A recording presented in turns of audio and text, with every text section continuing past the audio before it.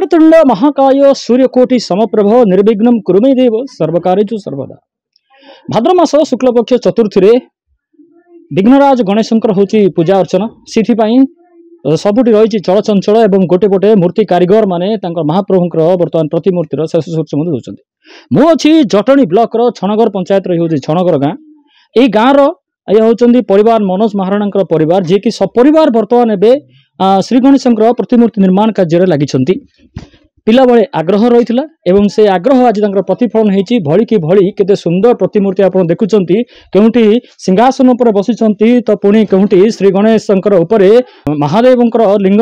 अच्छी जदि आप देखे भी गोटे प्रतिमूर्ति आप देखु उपरे पूरा कि सुंदर किरीटीर रही सामनापटे अति सुंदर कारुकार्यपूर्ण प्रतिमूर्ति गुड़ाक निर्माण चली भली कि भली मूर्ति करम पाखे अच्छा मनोज बाबू आम पचर बुझा शशिकांत बाबू कौन कहे कि मूर्ति करियर आग्रह है एवं केते वर्ष करुछंदी कौन सब मूर्ति मो पिला बेलो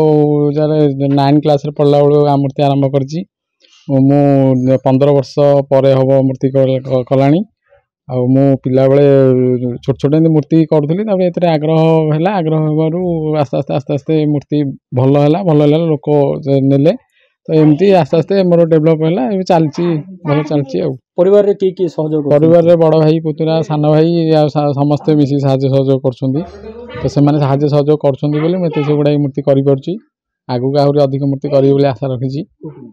को मूर्ति सब करछो मूर्ति गणेश मूर्ति भालुकुणी मूर्ति